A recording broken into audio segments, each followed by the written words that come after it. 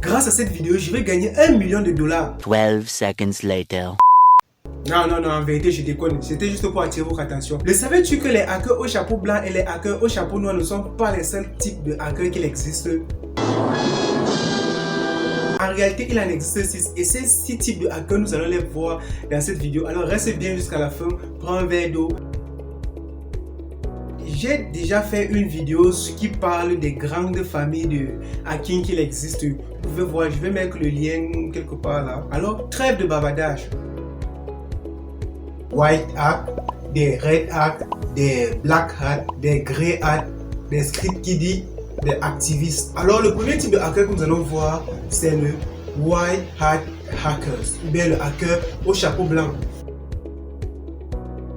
Le pirate au chapeau blanc, c'est tout simplement l'outil principal de la grande famille que nous avons vu, les hackers éthiques, le hacking éthique bien sûr. Les hackers au chapeau blanc, ce sont eux qui utilisent leurs compétences pour découvrir des failles de sécurité dans les systèmes.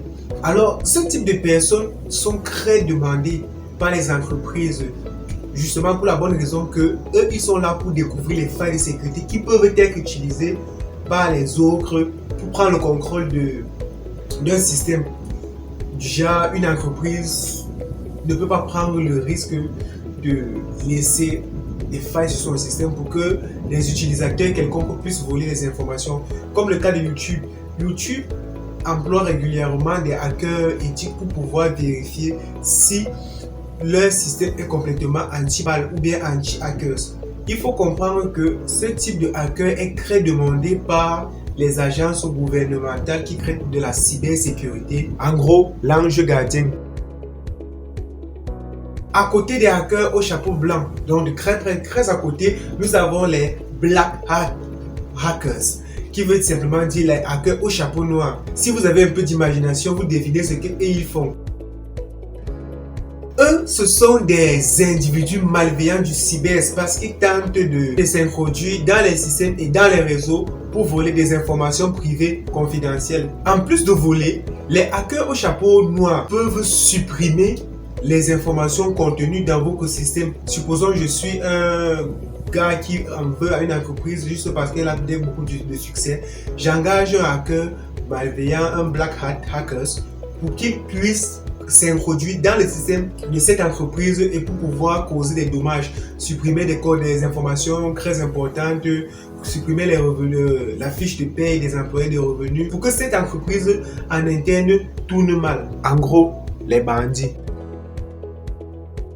Alors, entre ces deux grands types de hackers, bien évidemment le black and the white hackers, nous avons de grey hackers, ou le hacker au chapeau gris. Alors, le pirate au chapeau gris utilise exactement les mêmes méthodes que les deux précédents, dont le chapeau blanc et le chapeau noir. Sauf que lui, il n'a aucune intention malveillante, comme c'est le cas pour le...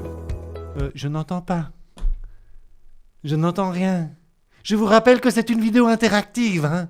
Ah ben répondez alors! Black hat hacker. C'est le type de hacker le plus courant sur Internet. Un hacker au chapeau gris peut pénétrer le serveur privé d'une entreprise. Au lieu de voler des informations, il va informer l'entreprise en question sur le fait que son système est défaillant et qu'il ferme ses failles. Ouais, la rime, ça ne me laisse pas aussi.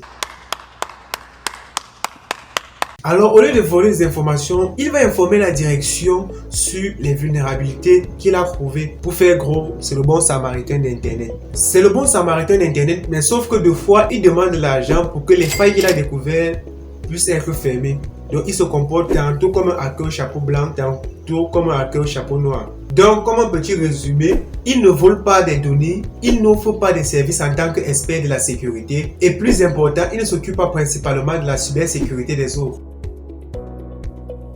Alors, encore au milieu, nous avons le hacker au chapeau rouge ou le red hat hackers. Alors, les hackers au chapeau rouge sont similaires aux agents de police sur Internet, bien sûr. Ils recherchent activement les hackers black hat sur Internet pour les arrêter. Et chaque fois qu'ils découvrent ils ne signalent pas le hacker malveillant aux autorités pour qu'on l'arrête. Il prend les choses en main en piratant l'ordinateur du pirate.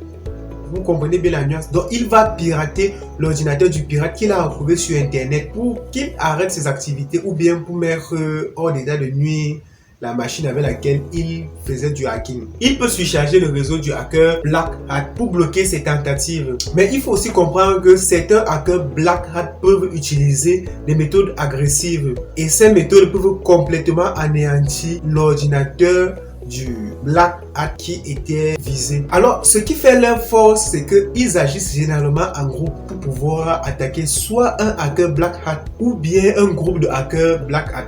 Alors, ça devient un peu comme un jeu de Clash of Clans. Donc, un groupe là contre un autre groupe là. Donc, en fait, ça devient un peu comme un jeu où un groupe de policiers va poursuivre un groupe de bandits.